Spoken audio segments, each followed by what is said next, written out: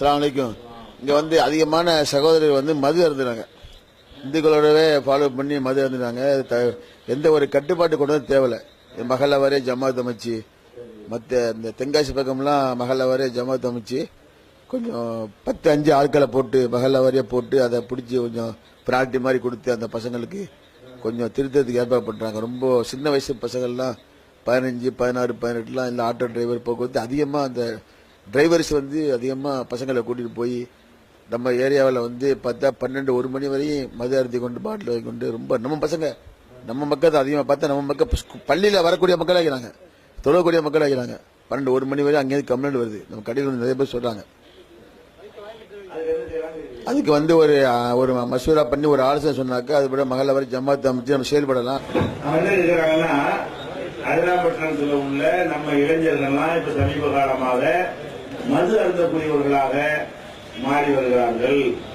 சுடக்கூடிய இளைஞர்கள் கூட என்ன செய்யறாங்க, மது அருந்து விட்டு 11 மணி 12 மணிக்கெல்லாம் வர்றாங்கிற மாதிரி சொல்றாங்க. அது வந்து முதல் விஷயம் என்னன்னு கேட்டா, இந்த மது அருந்தல் வந்து 2 வகையில் இருக்குது. அதை சொல்றதுக்கு முன்னாடி அந்த மாதிரி யாராவது இருந்தீங்கன்னு சொன்னா, மனிதன் செய்யக்கூடிய தீமைகளிலேயே அவன் தனக்குத்தானே செய்து கொள்ளக்கூடிய கேடுகளிலேயே பெரிய கேடு என்னன்னு கேட்டா போதைப் பொருளுக்கும் அடிமையாவதுதான். இந்த போதைப் பொருள் அடிமையை பொறுத்தவரைக்கும் நீங்க என்ன விளங்கி கொள்ளணும்னு கேட்டா, அதுக்கு வந்து முடிவே கிடையாதுங்க. சாப்பிடுறதுக்கு நம்ம எல்லாரும் விரும்புறோம். சாப்பிடுறதுக்கு ஒரு முடிவு இருக்குது. நீங்க எத்தனை நாள் இருந்தாலும் ஒரு அளவுக்கு சாப்பிட முடியாது. 72,000 வகையை செஞ்சு வச்சாலும் உங்களுக்கு என்ன செய்ய முடியாது, சாப்பிட முடியாது. அது என்ன வகையில் எவ்வளவு கொள்ளுமோ அவ்வளவுதான் நம்ம சாப்பிட்டு போயிடுவோம். இப்படி எல்லா விஷயங்கள்லயுமே மனிதன் என்ன செஞ்சிருவான், ஒரு அளவுக்கு மேல திருப்தி அடைஞ்சிருவான். இந்த போதைப் பொருளை பொறுத்த வரைக்கும் அதுல வந்து மனுஷனுக்கு திருப்தியே வராது. அது ஒண்ணுல திருப்தி அடைஞ்சோம்னா போதை கூட கிடைக்கும்னு நினைக்குவான். போதை கூட கிடைக்கிறதுக்கா என்ன செய்வான்னு கேட்டா, முதல்ல தண்ணி அடிப்பானா, தண்ணி அடிக்கிறது வந்து அதுலயே அடித்தாலும் என்ன ஆயிரும், 10 அதுல போயிட்டாங்க. ஆரம்பத்தில் குடிக்கும் போது போதையா தெரியும். அப்புறம் 50 வந்து 100 ஆக்குவான். அது கொஞ்சம் போதை கொஞ்சம் கூட இருக்கும். கொஞ்ச நாள் கூட 10 150 ஆக்குவான். அது கொஞ்ச நாளைக்கு போதுமான மாதிரி தெரியும். அப்ப 150 10. அதுக்கப்புறம் ஒரு அளவுக்கு கொண்டு வந்து இப்படி வயிற்றுல இடம் இருக்கணும்ல, அதுக்கு மேல இருக்காங்க. ஆகா, இனிமே வந்து மெட்டீரியலை மாத்தணும், போதை 10, போதையை கூட்டணும். அதுக்கு என்ன செய்யறது, இந்த தண்ணியை விட்டுட்டு வேற மாதிரி ஏதாச்சும் பெட்ரோல் இருக்குதா, ஹெராயின் இருக்குதா, அந்த மாதிரியான சில பொருள் நக்குனாலே போதை வரணும் அப்படிலாம் சொல்லுவாங்க. அந்த மாதிரியான பொருளுக்கு மனுஷன் செய்வாங்க. இப்படி நின்ற மாட்டாங்க. ஜாலியா போனா குடிச்சா அப்படி நிக்கிறான்னு கிடையாது. இது எங்க போய் விடும்னு கேட்டா, ஒரு கட்டத்தை ஏன்னா எப்ப அறிவை இழக்கிறது தனியா அர்ப்பணித்துக் கொண்டானோ அவன் எங்க போய் விடு, படிப்படியா அளவு எந்த பொருள் அவன் பயன்படுத்துறானோ அந்த பொருளுடைய அளவு அதிகரிக்கும். அளவு அதிகரித்த பிறகு வயிறு ஒரு அளவு தான் பொருளும், அதுக்கு மேல வந்து அந்த பொருளுடைய அளவு அதிகரிக்காது. அப்புறம் மெட்டீரியல் போதை தருவதற்கு வேற என்னமாவது வழிகள் என்ன இருக்குது என்று யோசிச்சு பார்த்து அது மாதிரியான பொருள்களையே தேடி வேற போதும் கூட கிடைக்கணும். இந்த போதை வந்து சாதாரண தண்ணி குடிச்ச மாதிரி அவனுக்கு தெரியும். மலைக்கு போயிட்டான்னு வைங்களேன், அது ஒரு போதையாவே தெரியாது. அவனுக்கு தடுமாறணும், காரணம் உதவணும் தெரியாமணும். அப்ப இப்படி போய் என்ன ஆகும்னு கேட்டா, அந்த போதைங்கிறது அவனுடைய நரம்பு தளர்ச்சியை உண்டாக்கும், ரத்த ஓட்டத்தை குறைக்கும், ஆரோக்கியத்தை குறைக்கும். அவனுக்கு குடும்ப வாழ்க்கையை கூட அவனுக்கு ஈடுபட முடியாம எதுக்கு இந்த மாதிரி ஜாலியா இருக்கு நினைக்கிறான். ஒரு மனிதன் முதல் விஷயம் என்னன்னு கேட்டா, அவன் மனைவியோட சந்தோஷமா இருக்கணும். இவர்களுக்கு இருக்க முடியாது. இந்த இளமை முறுக்குல கொஞ்ச நாளைக்கு என்ன செய்யும், அவன் என்னதான் குடிச்சாலும் இந்த இளமை முறுக்கு கொஞ்ச நேரத்துக்கு வேலை செய்யற மாதிரி இருக்கு. ஒரு கட்டத்துக்கு மேல எடுத்தீங்கன்னு சொன்னா 30 வயசுல வேணா என்ன செய்ய முடியாது, மனைவியோட சந்தோஷமா அவனுக்கு இருக்க முடியாது. இந்த மாதிரி பழகிக்கிட்ட வலிமையாகி வந்துகிட்டு இருந்தான்னு சொன்னா, அதுல இந்த போதையை தாண்டி அடுத்த போதைக்கு போறான்னு வைக்க, வெவ்வேறு பொருள்களுக்கு போனான்னு சொன்னா டோட்டலாக அவனுக்கு என்ன வராது, எந்த ஒரு பிரச்சனையும் இருக்காது. அதுல என்ன ஆயிரும், அவனுடைய மனைவி அவனை விட்டு வேற ஒருத்தரோட ஓடக்கூடிய நிலைமை, தவறான தொடர்பு வைக்கக்கூடிய நிலைமை, அப்படி தொடர்பு வச்சாலும் ரோஷம் வராத ஒரு நிலைமை. அவன் எந்த முதலில் இருக்கான அது நாட்டில் அவங்க தலை விட முன்னாடி கூட்டிட்டு போயிடுவாங்க. என்ன நடக்குதுன்னு பார்த்துட்டு இருக்கோம். அந்த போதைப் பொருளுக்கு அடிமை ஆகிட்டதுனால அதை கூட்டா எதனா கொடுத்துருவாங்க. இந்த போதைப் பொருள் ஒரு நாளைக்கு கிடைக்கலன்னு வைங்க, அது காசு ரொம்ப அதிகம், போதை அதிகமாக ரேட் அதிகமாகிடும். ஒரு சின்ன உழவான ஒரு பாக்கெட் வந்து 1 கோடி ரூபாய்க்குலாம் இருக்குது போதைப் பொருள். இவ்வளவுதான். இந்த சைஸ் பேக்கிங் எவ்வளவு, 1 கோடி ரூபாய்க்குலாம் இருக்கிறது. அவன் தொட்டு நக்கினால பார்த்துக்க அவ்வளவுக்குலாம் ஜாமான் கண்டுபிடிச்சிட்டான். அப்ப இந்த மாதிரியான பொருள்கள் அளவுக்கு அவன் போயிட்டான்னு வைக்க, சொத்தை வைக்கணும், தோட்ட வைக்கணும், நகை வைக்கணும், தாலி அறுத்துக்கிட்டு போய் என்ன செய்யறான், தாலி இஸ்லாத்துல கிடையாது. இந்துக்களுக்கு தாலி புனிதமானது தானே, அது தொடவே மாட்டான், பயப்படுவான். அதை எடுத்துட்டு கொடுக்கலாம். இந்து மக்கள் உள்ள அந்த போதைக்கு அடிமையாயிட்டான்னு சொன்னா அது வேணுங்கிற அந்த கை ஆணவம் நரம்புலாம் தளர்ச்சி ஆரம்பிக்கும். முன்னுமே ஓடாது, எப்படியாவது குட்டிச்சா தான் சரியா வரும் என்கிற அளவுக்கு அவன் தள்ளப்பட்டுவான். அதனால இளைஞர்களா இருக்கிறவங்க வந்து இந்த வயசு நம்ம என்ன செய்யும், இப்படி எல்லாம் வந்து மாதிரியா இருந்தாலும் சொல்லுவாங்க, நல்லது பதக்கிற மாதிரி இருக்கு அப்படி அவன் கெடுக்க பார்ப்பான ஒரு நண்பர்களா இருக்கிறவன் இதுல போய் உழுந்தீங்கன்னு சொன்னா கடைசியில வந்து கேவலம், அந்த கேவலம் கூட அவனுக்கு தெரியாதவன் ஆயிரும். கேவலத்தை கூட சுயநிலையும் பகுத்தறிவும் இருந்தாலும் கேவலத்தை உணர முடியும். இவன் போதையில கிடப்பானே, இவன் கேவலமான அடுத்தவரெல்லாம் கேலி செய்வார்கள், கேவலப்படுத்துவார்கள். ஆனா என்ன செய்ய முடியாது, இவனால அந்த கேவலத்தை உணர முடியாத அளவுக்கு ஆகிவிடுவான். வேட்டியை விட்டு ரோட்ல விட்டு கிடப்பான், உணர்வான். போதையில் என்ன செய்வான், வாய்க்கு வந்த மாதிரிலாம் அவன் பேசின பேச்சுக்களை போதையில் இருக்கும்போது ரெக்கார்ட் பண்ணி அவன் தெரிஞ்சு போட்டு காட்டுங்க பார்ப்போம். அவனுக்கு தாங்க இல்லாத வெக்கமா இருக்கும். அந்த மாதிரிலாம் என்ன செய்வான், பேசுவான். அந்த மாதிரி ரொம்ப அதனால ஒரு சின்ன இந்த டெலிபோன் கிடக்குன்னு செல்போன் இருக்குன்னு வைக்கிறேன், இதை வந்து அவன் தாண்டுவான், இப்படி தாண்டுவான். இந்த செல்போனை தாண்டதுக்கு இது வந்து அவனுக்கு ஒரு 25 சென்டில் இருக்கிற மாதிரி தெரியும். அவன் உயரமா இருக்கு, என்ன செய்வான், இதை தாண்டு கஷ்டப்பட்டு தாண்டுவான். அது என்ன வந்து இதெல்லாம் வந்து நம்ம சிரிச்சுட்டு போயிடும். நம்ம என்ன யோசிக்கணும், அது எவ்வளவு பகுத்தறிவு அல்ல ஒரு பாக்கியத்தை கொடுத்துருக்கான். இதனாலதான் மனுஷன் சிறந்து விளங்குறான். இவ்வளவு பெரிய ஒரு மூளையை வந்து நம்ம என்ன செய்யலாம், நாசமாக்குறான்னு சொல்லி நம்ம நினைச்சு பார்த்தோம்னு சொன்னா அவன் வந்து அந்த பக்கமும் போக மாட்டான். அவ்வளவு பெரிய ஒரு பாதிப்பை ஏற்படுத்துகிறது. அதனால அந்த போதைங்கிற விஷயத்துல வந்து என்ன செய்யணுமா, கவனமா இருக்கணும். புகை போதை பொருளுக்குன்னே தனியாக நம்ம நினைச்சிருக்கோம், 2 சீடி போட்டிருக்கோம். நான் கொஞ்ச நேரம் உங்களுக்கு சொல்றேன்.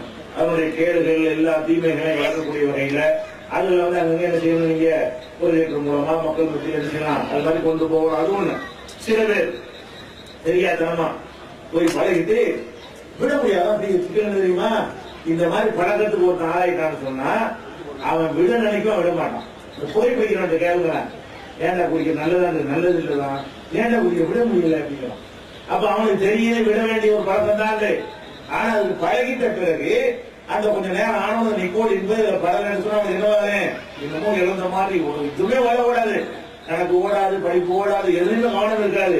இந்த மாதிரியான ஒரு நிலைமைக்கு வந்துருமா, இந்த போதை இல்லாதவன அந்த பழக்கத்தில் ஆளாயிடுவான். அந்த மாதிரி இருந்து விடணும்னு நினைத்து சில பேர் பழக்கத்துக்கு ஆளாகாதவர்கள் முன்னாடி சுதாரிச்சுக்கிறீங்க. அது மாதிரி பழக்கத்துக்கு ஆளாகி விட முடியல என்கிற அளவில் இருந்தீர்களே, ஆனால் அவங்க தமிழ்நாடு தௌஹீத் ஜமாத் தலைமைக்கு அது மாதிரியானவர்கள் குடும்பத்துடைய ஒப்புதலோட இருந்தீர்களே, ஆனால் அவங்கள வந்து ஒரு 15 நாள் அவங்களுக்கு என்ன செய்வோம், நம்ம கவுன்சிலிங் கொடுத்து அந்த பழக்கத்துல அவங்களே வெறுக்கிற அளவுக்கு மாற்றி அனுப்பணும் சார். அது யாருக்கு இது முடியும், அதை வந்து விரும்புறவங்களுக்கு தான். விடுபடன்னு விரும்புறவங்களுக்கு தானே. விடுப்பதான் அவன் தெரியாதவன் மாட்டிக்கிட்டான், ஆனா எப்படியா தப்பிக்கணும், தெரியாம முடியல, பாவம் செஞ்சுட்டே இருக்கிறேன் அப்படின்னு உணரக்கூடியவர்களாக இருந்தால் அந்த என்ன அந்த பொருளையை வெறுக்கிற அளவுக்கு என்ன செய்ய முடியும் இன்ஷா நம்ம தலைமையின் முன்னாடி பதிவு பண்ணிருக்கேன். ஆனால் அந்த நேரத்தில் 4 பேர் 3 பேர் வந்து செய்வாங்க, ஒரு டேட்டை சொல்லுவாங்க. அந்த மாதிரி யாராவது விடுபட விரும்பக்கூடியவர்கள் இருந்தால் நாமளே விரும்புறவங்க தான், இது விரும்பாதவங்க ஒன்றும் செய்ய முடியாது. அது மாதிரி செய்யணும். அது போக சில மருந்துகள் மூலமா குணப்படுத்துறதுதான் அறிவிக்கிறாங்க, அதெல்லாம் சும்மா. அவன் விரும்பினா நம்ம செய்ய முடியாது. இந்த போதையில உள்ளான ஒருத்தன் அவன் விரும்பி நான் இதில் விடுபட விரும்புகிறேன், அவன் எவ்வளவு காலத்துக்கு பழக்கம் உள்ளவனா இருந்தாலும் சரி, அதுக்கு தகுந்தவாறு கவுன்சிலிங் கொடுத்து செய்ய முடியும், சரி செய்ய முடியும், அதான் செய்ய முடியும். வேற வந்து நீங்க அடிக்கிறது, அவனை பிடிச்சி கண்டிக்கிறது எல்லாம் திருந்த மாட்டாங்க. அவன் அறிவை இழந்தவனுக்கு என்ன அடிலாம் தெரியாம போகுது. அடிக்கும் போது அப்போதைக்கு வந்து குடிக்க கூடாது மட்டும் தெரியும், குடிச்சவன் அடிக்கிறாங்க. கொஞ்ச நேரம் ஆனவன் என்ன செய்யும், அந்த போதை பொருளுடைய அந்த இதெல்லாம் அவனுக்கு குறையுமா, தேவைப்படுற மாதிரி இருக்குமா, அப்புறம் வந்து எல்லாம் மறந்துடுவான். எல்லாத்தையும் மறந்து பின்னாடி அப்படியே அது ஒண்ணுதான் லட்சியம், அதான் வேணும்னு ஆயிடுவான். அதனால கூட அடியாண்டு நீங்க அடிச்சாலும் சரி, மிதி மிதிச்சாலும் சரி, அந்த பழக்கத்துக்கு ஆளானவன் வந்து அந்த மிதி வாங்குற நேரத்துலதான் விடணும்னு நினைக்குவான தெரியல. மிதி வாங்கின இருக்கிற ஒரு அளவுக்கு மேல அந்த போதை இல்லாம அந்த உடம்பே கேட்க, மனசு கேட்க, அந்த ரத்தம் எல்லாம் பழகி போச்சா இல்லையா, எதுக்கு நம்ம பழகி போயிட்டோமோ அதை வந்து நம்ம கரெக்டா செய்யறோமா இல்லையா. பழகி போன விஷயத்துக்கு மனிதன் அடிமையா இருக்கலாம். நீங்க வாட்சி கட்டியே பழகணும், ஒரு நாளைக்கு வாட்சி இல்லாம இருக்கிறீங்கள, அப்ப உங்களுக்கு என்ன தெரியும், என்னத்தையும் இழந்த மாதிரி அதனால கண்டுபிடிக்காத ஒரு என்ன நமக்கு தெரியாம செய்யும், என்னமோ ஒரு பாரம்பரியமான ஒரு விஷயத்த விட்டுட்டு போன மாதிரி நமக்கு தெரியும். அது மாதிரி ஒரு உடம்பை பொறுத்த வரைக்கும் உங்களுக்கு பழகிடுச்சுன்னு சொன்னா அது வந்து நீங்க என்னதான் நீங்க பண்ணாலும் சரி, ஒரு நேரம் இல்லாட்டி ஒரு நேரம் என்ன செய்யுது, அது தேடத்தான் செய்யும்.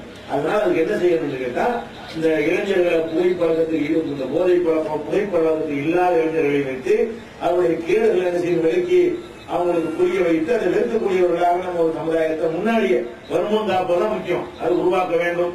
விழுந்து கிடக்கிறவங்களை அறிவுரை சொல்லி நீ மறுமைக்கு பயப்படுறியா, இதெல்லாம் அல்ல நல்ல தண்டனை இருக்குல்ல, இதனால எவ்வளவு தப்புகள் வேண்டியமா, எவ்வளவு நன்மைகள் இழந்துமா. போதைக்கு ஆளாயிட்டான்னு சொன்னா தொழும்போது கூட அல்ல, போதை அனுமதிச்சிருந்த காலத்துல கூட போதையா இருக்கும் தொழுவு வராதுன்னு நல்லா சொன்னான். தக்கரம்பு செல்லாத போதை அனுமதிச்சிருந்த காலம் இருந்து அந்த காலத்துல அப்படிலாம் சொல்லியிருக்கலாம். அதனால அந்த போதைக்கு வந்ததுனால உங்களுடைய தொழுகு போய்விடும், உங்களுடைய வணக்க வழிபாடுலாம் போயிடும், திக்கு இறையச்சம் போய்விடும். அது மாதிரி உங்களுடைய சொத்து பத்துல ஒருத்தவங்க ஒரு கிளாஸ் தனியை வாங்கி கொடுத்து பேப்பர் கையில் போட்டுருவீங்க. போதைக்கு ஒரு கிளாஸ் வாங்கி கொடுத்துருந்துச்சுன்னா கொஞ்சத்தை எனக்கு எழுதி கொண்டான்னு சொல்லி வச்சுக்கிட்டு நல்லா போதை முற்றி போன பிறகு உடைய கையெழுத்து போட்டு வாங்கிட்டான்னு சொன்னா கையெழுத்து போட்டா கூட நம்ம போதையில கொண்டு ரேகையை வச்சு ஒரு அமைச்சான்னு வை, அப்புறம் மோஞ்சத்து உனக்கு இல்லாம போயிடும். போதைனா இதெல்லாம் வரேன், உன் சொத்து உனக்கு இல்லாம போயிடும், உன் முன்னாடி உனக்கு இல்லாம போயிடும், உன் வீடு உனக்கு இல்லாம போயிடும். அந்த மாதிரியான பாரதூரமான விஷயங்கள்ல எல்லாம் இன்னும் சொல்ல போனா இந்த கொலைகள் அங்க அவன் நினைச்சு கொலை பண்ணிட்டாங்க, இவ்வளவு கொலை பண்ணிட்டாங்கன்றத அதுல பாதி போதையை கொடுத்து அவங்க பண்றாங்க. போதைக்கு அந்த வர சொல்லி வட தண்ணீரிப்போம் அப்படிங்கிற அடிப்படையில் அவனை போதையிலாக வச்சுதான் ஈஸியா நினைச்சுக்கலாம் கொலை பண்ணிட்டு போற காட்சிகள்லாம் நடக்குது. அதனால போதைங்கிறது மிகப்பெரிய ஒரு மனிதன் மனிதனா இல்லாம போறது போதை. மனிதன் அறிவுனால மனிதனா இருக்கலாம். வகுத்து அறிகிற அந்த அறிவு ஒரு செகண்ட் கூட நம்ம இழக்கக்கூடாது. தூக்கத்தில் தான் நம்ம இழக்க முடியுமே தவிர அது நம்ம மீறின ஒரு விஷயம். மற்ற முடிச்சுட்டு இருக்கிற எந்த ஒரு நேரத்திலையும் அறிவுக்கு வேலை கொடுத்துட்டே இருக்கணும். அறிவை செயலுக்கு செய்யக்கூடாதுன்னு என்ன செய்யணும், கவனத்தில் வைத்துக் கொண்டு விழிப்பா இருந்துருங்க. அது மாதிரி இருக்கக்கூடிய லிஸ்டுகள் வெளிப்படையா இருக்காது, வெக்கப்படுவாங்க குடிக்கிறோம் ரகசியமா எடுத்து அதுதான் லிஸ்ட் எடுத்து அனுப்பி வச்சீங்கன்னா நம்ம கவுன்சிலிங் கொடுத்து சராக செய்வோம். அதுக்கு டாக்டர் கவுன்சிலிங் கொடுத்தா அது பண்ணுவோம், அதுக்கு மெடிசன் கொடுக்குறாங்க மெடிசன் கொடுப்போம். நல்ல அறிவுரைகள் மூலமா சில விஷயங்களை புரிய வைப்பதன் மூலமாகவும் அதெல்லாம் செய்ய முடியும், மாற்ற முடியும்.